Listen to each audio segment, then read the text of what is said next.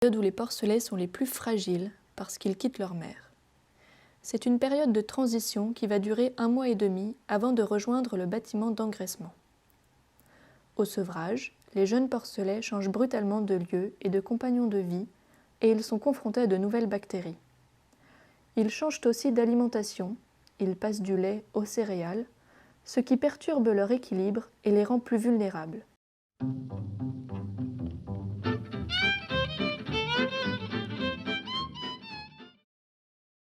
Dans la plupart des élevages, les porcelets tout juste sevrés reçoivent un aliment médicamenteux. Des antibiotiques sont ajoutés à leur repas pendant 15 jours. Ce traitement préventif est donné de façon systématique alors que les porcelets ne sont pas systématiquement malades. Cette pratique peut s'avérer contre-productive dans la mesure où elle favorise l'apparition d'antibiorésistance.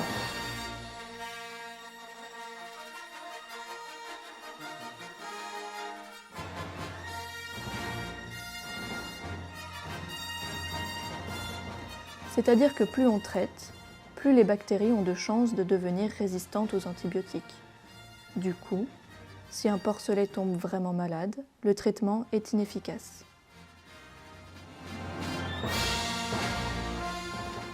Pour certaines bactéries, il y a très peu d'antibiotiques disponibles. On ne peut donc pas se permettre d'en rendre certains inefficaces. Ces antibiotiques sont qualifiés de critiques. Ces antibiotiques critiques sont aussi utilisés en médecine humaine. Nous sommes donc menacés par ces antibiorésistances. C'est pourquoi aujourd'hui, la filière porcine a réduit de 51% l'utilisation des antibiotiques critiques entre 2010 et 2011 dans le cadre du plan Éco-Antibio. Ce plan, mis en place par le ministère de l'Agriculture, vise à réduire de moitié l'utilisation des antibiotiques entre 2009 et 2017. Est-ce que vous observez des problèmes de maladies ou autres souvent en post-sevrage ? Alors en post-sevrage, non, c'est rare. Après, faut savoir qu'ici, on distribue un produit à base d'homéopathie qui s'appelle l'Ambioxyl. Et c'est un produit à base de plantes qui stimule l'immunité des animaux, quoi. Et par contre, quand ils sont vraiment malades, là, on est obligé d'intervenir avec l'antibiotique, mais en ciblé, quoi. Enfin, on traite pas tout le monde, quoi. Uniquement en curatif ? Enfin, uniquement en curatif, ouais. Parce qu'ici, on travaille en aliments blancs. Donc aliments sans antibiotiques, donc on n'a aucun garde-fou. Donc il n'y a que par la technique d'élevage et les mesures de biosécurité qu'on va essayer de maîtriser au maximum le sanitaire, quoi. Depuis une vingtaine d'années, de leur propre initiative, Thierry Denis et Jean-François visent le zéro antibiotique. Ils ont arrêté d'utiliser des traitements préventifs, excepté celui qui est administré à la naissance. Par exemple, ils n'utilisent plus d'aliments médicamenteux, on parle alors d'aliments blancs. Ainsi, ils ne traitent plus qu'en curatif, c'est-à-dire quand l'animal est malade. Comme le dit Denis, ils n'ont plus de garde-fou.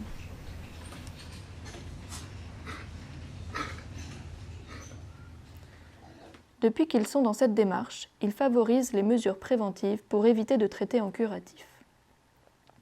D'une part, ils renforcent le système immunitaire des porcs à l'aide d'homéopathie. D'autre part, ils appliquent des techniques de biosécurité qui limitent les risques de contamination liés au transfert d'animaux ou d'humains entre chaque bâtiment. Quelles sont ces techniques ? Il s'agit de déplacer des animaux propres dans des bâtiments propres avec des éleveurs propres. Pour cela, on met en quarantaine les nouveaux reproducteurs issus du bâtiment le plus sale, celui d'engraissement, avant qu'ils n'intègrent la verraterie gestante. Pareil pour les truies, qui sont shampouinées à la sortie de la verraterie gestante avant d'aller en maternité, le bâtiment le plus propre. Après les animaux, on nettoie les bâtiments. Dès qu'un lot d'animaux sort d'une salle, elle est nettoyée et reste vide pendant 3 jours.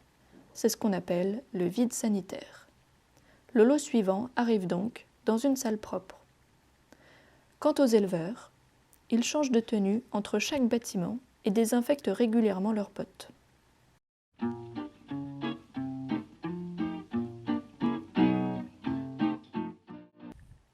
Nous avons vu la naissance des porcelets. Dirigeons-nous maintenant vers l'engraissement, dernière étape avant de partir à l'abattoir. Alors du coup, les cochons ici, ils arrivent à quel âge? Alors les porcelets ici arrivent à 10 semaines d'âge pour ensuite donc passer à peu près 4 mois dans le bâtiment pour être abattus et donc aller à l'abattoir. Donc à un poids à peu près de 115-120 kg au poids vif. Du coup, oui, est-ce que vous leur donnez des médicaments, que vous les traitez contre les maladies? Donc les animaux en engraissement ne reçoivent aucun médicament, sauf s'il y a un problème donc, clinique, type de la toux ou un problème digestif. Donc par rapport à ça, donc ils subissent juste un traitement curatif. Et voilà, c'est tout. Sinon, donc ça reste à titre exceptionnel pendant la période d'engraissement. Voilà. Et par exemple, un chiffre, combien tu vas piquer de cochons, enfin, un ordre de grandeur quoi, sur la totalité des cochons qui sont présents en ce moment, tu vas en piquer combien par... Sur 3500 porcs charcutiers présents sur l'exploitation, on en pique... je sais pas, par mois, je dois en piquer peut-être un par mois, quoi. Un porc par mois. Non, on fait quasiment aucune intervention avec la seringue, aucune. Et ça vous arrive d'en prendre pour vous? Bien sûr, chaque famille donc, sur le GAEC prend à peu près donc, un porc par an, quoi. Donc voilà, qui sort de cette même porcherie et dans les mêmes conditions d'élevage que ce que l'on fait au quotidien pour le consommateur, quoi. Évidemment, ça va de soi.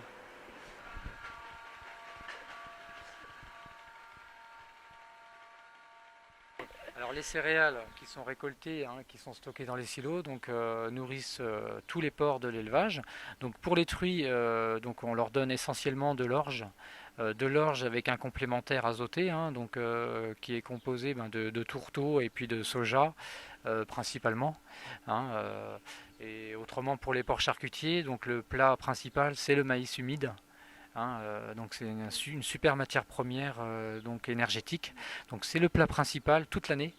Donc à savoir jusqu'à 50% de maïs, voire 65% dans les rations. On peut donner en fonction du stade physiologique de l'animal. Et donc ceci avec un complémentaire. Donc voilà, azoté, et, toujours avec un prémix qui est adapté au stade physiologique, mais voilà, avec des tourteaux et puis du soja 48 quoi. Du coup, les céréales que vous produisez pas, elles viennent d'où? Donc elles proviennent donc des exploitations voisines, principalement de producteurs de lait qui ont du foncier et qui font de la céréale, voilà, qui n'utilisent pas, qui est destiné à la vente.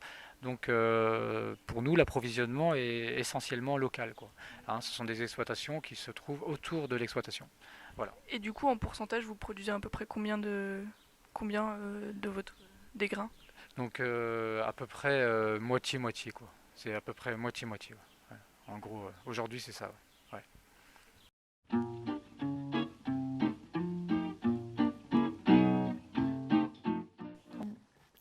Nous voici au bout de notre visite. Nous avons vu toutes les étapes du cycle du cochon, de l'insémination au gros porc charcutier, en passant par le petit porcelet. Nous avons vu pourquoi l'utilisation systématique d'antibiotiques pose problème et comment s'en passer. Enfin, le nouveau bâtiment illustre bien la prise en compte du bien-être animal dans l'élevage actuel. Thierry, un petit mot de la fin ? Notre satisfaction, je pense, globale, après Jean-François et Denis pourront compléter ce que je vais dire. Notre première satisfaction donc pour produire nos porcs, c'est surtout de les produire sainement. Je crois que le premier souci que nous avons à l'esprit, c'est est-ce qu'on mangerait le porc qu'on produit, quoi. Donc ça c'est notre premier souci. Donc ça passe donc par l'hygiène, donc c'est de produire sainement. Donc ça passe par l'hygiène des bâtiments et puis la rigueur sanitaire qu'on peut avoir. Donc tu as pu le constater, c'est un grand travail dans l'élevage.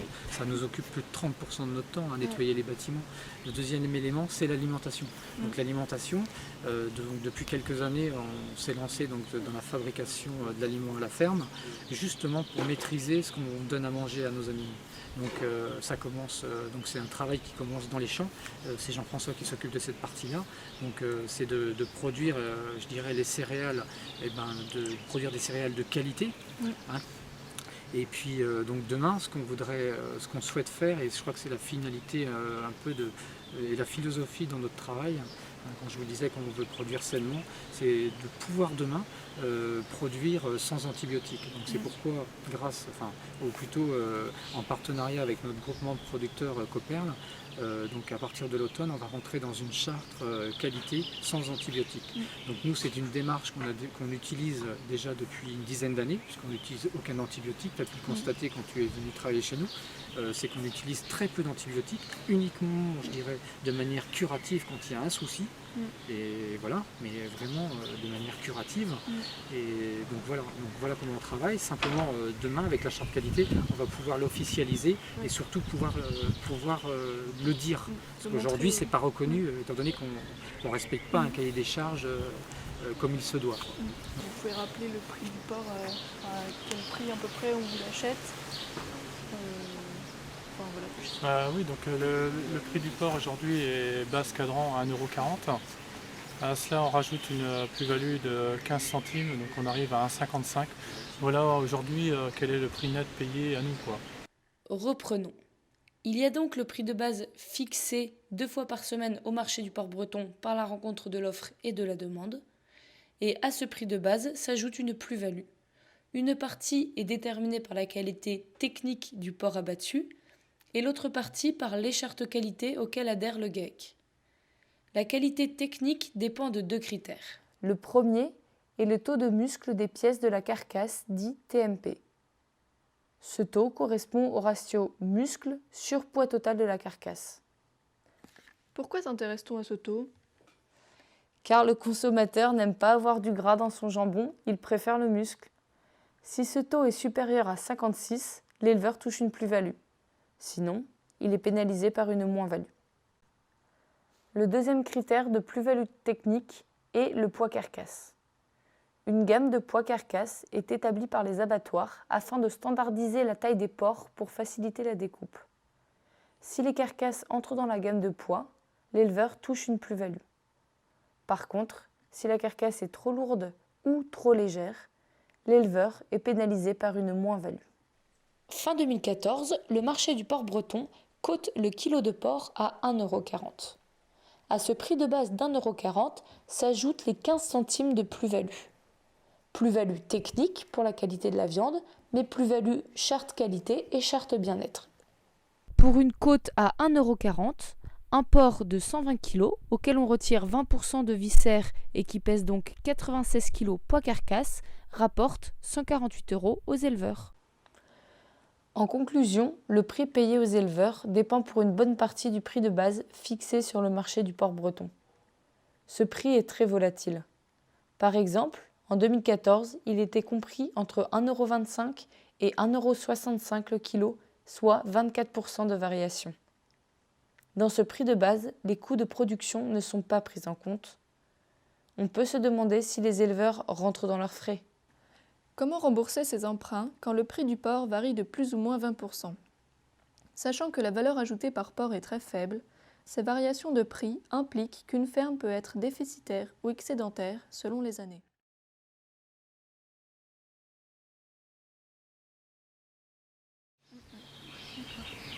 Et du coup, est-ce que vous estimez que vous gagnez bien votre vie avec ce métier, Alors, vous estimez ouais, nous on va pas se plaindre, mais c'est un métier qui, comment dire, c'est un métier qui demande énormément de capitaux. C'est vrai qu'il faut beaucoup de capitaux pour pouvoir travailler. Et nous, en gros, comme on fait pas mal d'heures, notre salaire c'est le SMIC quand même. Donc, on ne gagne pas des 100 000. Et on a des salaires corrects parce qu'on fait énormément d'heures. Mais D'accord. Et vous faites à peu près combien d'heures par semaine? En En gros, hein. on est 60 heures, 60-70 heures. Avec les tours de garde. Ouais. Donc bon, En fait, comme c'est un métier qu'on aime, on compte pas nos heures. Oui, oui, Hein, on le fait par J'ai vu. passion aussi. Hein. j'ai vu. Donc, mais bon, après, tu vois que la passion, il faut quand même Ouais. nourrir la santé non plus. voilà, toi, ça, hein. parce Parce qu'il que- faut évoluer avec son temps aussi. Et si on veut attirer des jeunes demain à faire les métiers qu'on fait, Il faudra que ce soit il rémunérateur. faudra que ce soit rémunérateur. Parce Quoi. que sinon, on peut pas. Il faut savoir que dans nos métiers, comme on est gros demandeurs, gros investisseurs, pour que les banquiers nous suivent, il faut qu'on en laisse une partie de ce qu'on gagne, hein, sinon ils ne nous suivent plus. Hein. Donc on aura un peu plus d'argent quand on sera en retraite, quand on sera dégagé de tous nos engagements financiers. Quoi. En gros, c'est ça. Hein. Mais comme disait un dicton, c'est le paysan il est riche quand il est mort. Quoi. Je sais pas quand il travaille.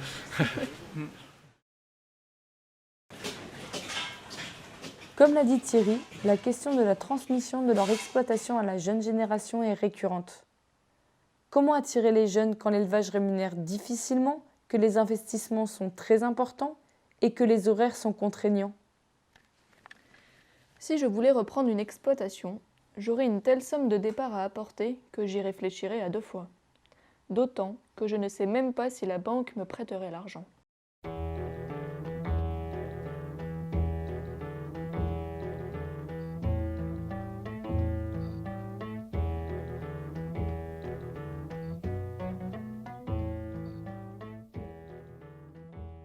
Mis à part cette question de prix, c'était comment ton élevage?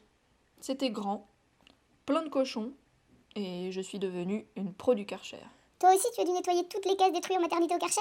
Eh oui, Denis me disait tout le temps, il faut que ça soit propre. Et après, il me détaillait, il me disait voilà, il y a 21 cases dans la gauche. Il me disait regarde bien la petite barre ici, il faut que tu regardes la petite merde ici. Et puis tu vois comme c'est... Donc, de ce que tu m'as raconté, le GEC de la Villeneuve est un élevage industriel, comme celui où j'ai été pendant 1 mois. Ils produisent le même porc, de la même manière et en grande quantité. Je ne suis pas vraiment d'accord. Industriel, ça ne veut pas dire grand-chose pour moi. Parce que par le terme industriel, les gens pensent à des usines où des ouvriers travaillent à la chaîne sur des cochons qui sont en fait des objets. Et nous, ce qu'on met derrière ce terme, c'est produire beaucoup de cochons, tous identiques, en optimisant chaque tâche. Et oui, c'est bien vrai ça. La différence capitale, c'est qu'on travaille avec du vivant, et même plus avec un animal. Et il faut donc s'adapter à cet animal. Et donc finalement, d'après notre définition, industriel, ce n'est pas un terme si péjoratif que ça.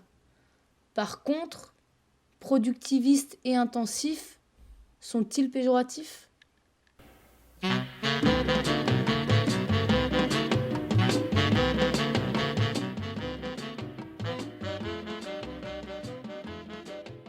Pour avancer dans cette réflexion, nous sommes allés visiter d'autres élevages. Est-ce qu'on pourrait les qualifier eux aussi d'intensifs, productivistes et hors sol? Oh, Mary Ann, you know you sure.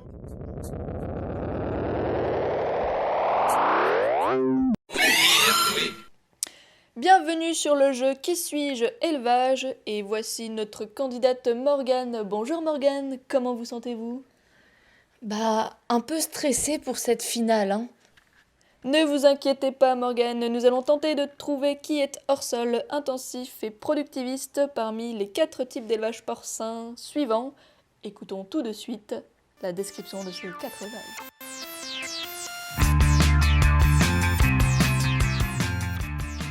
Le premier exemple est sur Caillebotis. Les cochons vivent en bâtiment sur Caillebotis et la viande est commercialisée en grande surface et chez le boucher charcutier. C'est le cas du GEC de la Villeneuve. Le deuxième exemple est en agriculture biologique. Les cochons vivent en bâtiment avec une aire d'exercice. L'aire d'exercice est un endroit extérieur et abrité auquel les cochons ont accès librement. La viande est commercialisée aussi en grande surface. Pour ces 2 exemples types, l'aliment est produit à plus de 50% sur place. Le troisième exemple est dit plein air, c'est-à-dire que les cochons vivent dehors. La viande est découpée et transformée sur place et vendue en direct.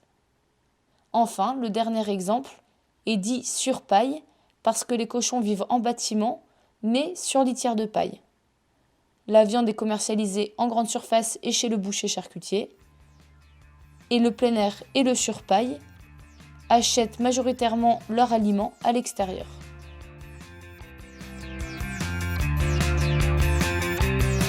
Et c'est parti pour les questions, Morgane. Êtes-vous prête? Oui! Première question. Je suis hors sol. Qui suis-je?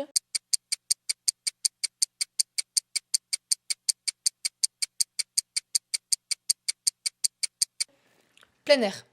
Détaillez votre réponse. Le plein air est hors sol parce qu'il achète la base de son aliment, les céréales, à l'extérieur. Bonne réponse, Morgane. Bravo. Yes!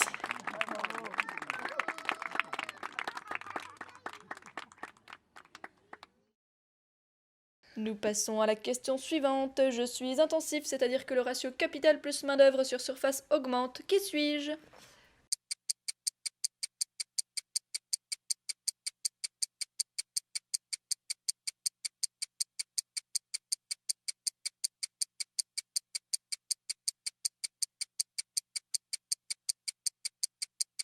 L'élevage sur caillebotis est celui en agriculture biologique. Pourquoi, Morgane? Alors, ces deux élevages sont intensifs en capital car ils immobilisent beaucoup de capitaux dans les bâtiments et les machines, comme les tracteurs par exemple.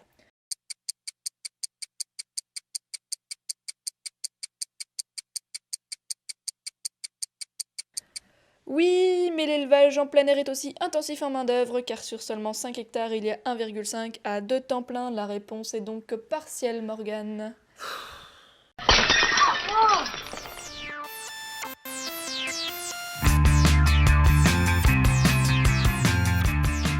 Nous passons à la question suivante. Je cherche à augmenter ma production. Comment peut-on me qualifier?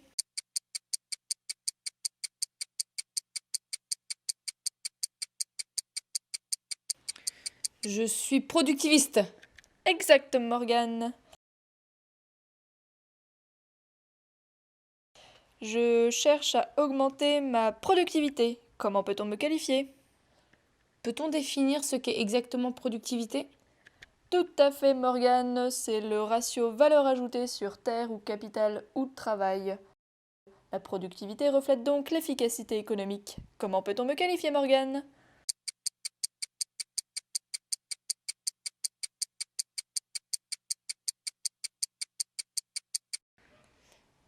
Productiviste aussi.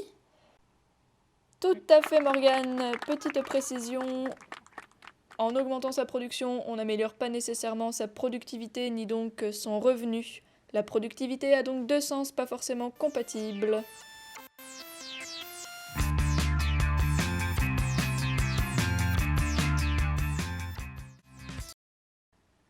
Je suis productiviste aux deux sens du terme. Qui suis-je?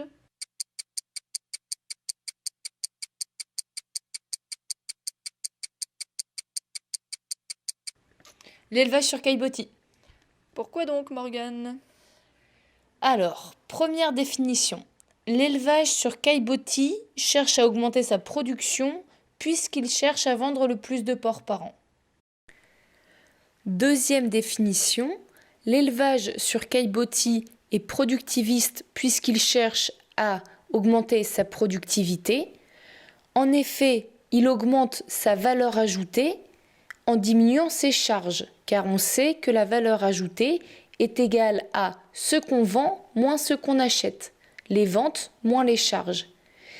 Il cherche à diminuer ses charges en produisant lui-même son alimentation, par exemple dans le cas du GAEC de la Villeneuve avec la fabrication d'aliments à la ferme, ce qui lui permet de ne pas acheter son aliment à l'extérieur. Et c'est exact, Morgane, bravo! Dernière question. Productiviste selon la deuxième définition, c'est-à-dire qu'il cherche à augmenter sa productivité. Question Joker.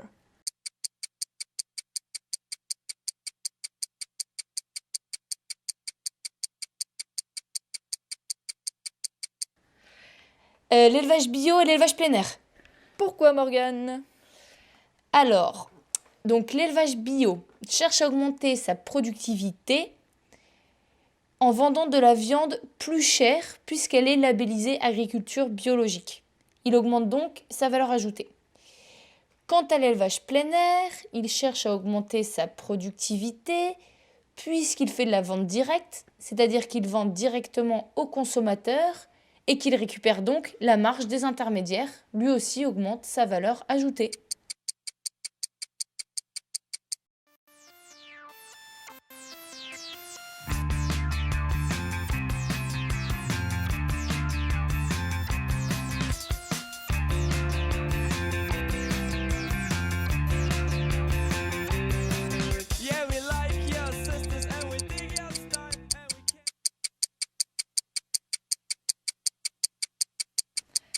Et c'est exact, Morgane, bravo, vous êtes l'heureuse gagnante du jeu Qui suis-je? Élevage. Et vous gagnez une superbe truie en gestation. Wouhou!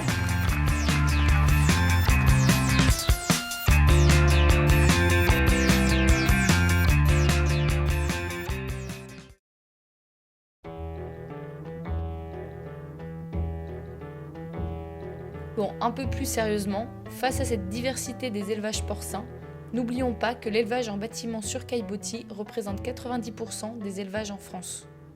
Cependant, derrière ces élevages sur caillebotis se cache une diversité de conduites d'élevage, de taille et enfin de valeur.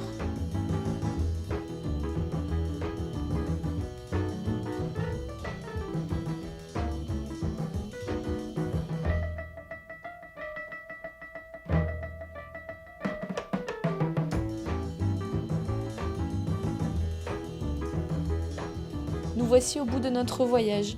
Très technique, n'est-ce pas? Mais pourquoi vous a-t-on présenté toutes ces techniques? L'agriculture est le secteur économique où l'amélioration de la productivité du travail a été la plus forte.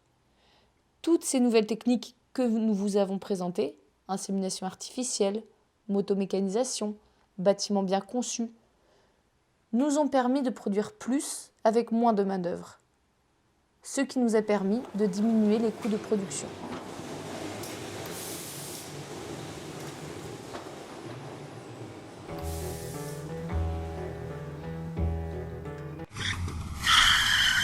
Oui, mais on ne l'a toujours pas vu, la baisse des prix sur les étalages. Certes. Regardons pour cela de plus près le cas du lait UHT.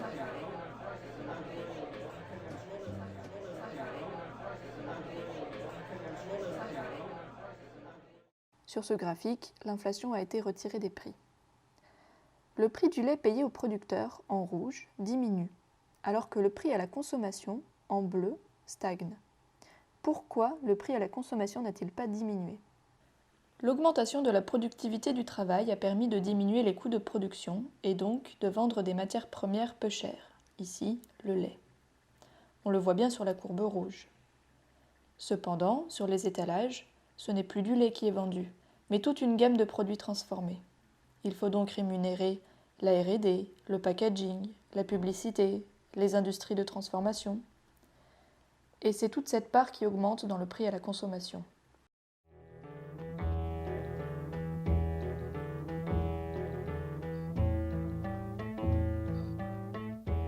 Certes, les coûts de production ont diminué, mais ça ne s'est pas répercuté sur le revenu puisque les éleveurs travaillent pour un SMIC. Pourquoi ne sont-ils pas rémunérés à la hauteur du travail qu'ils fournissent? Ni à la hauteur des services rendus, parce que n'oublions pas qu'un emploi dans l'élevage génère 4 emplois indirects dans le secteur. De plus, les agriculteurs portent une certaine responsabilité dans la gestion de nos paysages, dans la qualité de l'eau. Comment rémunérer ces services? Et qui doit les rémunérer?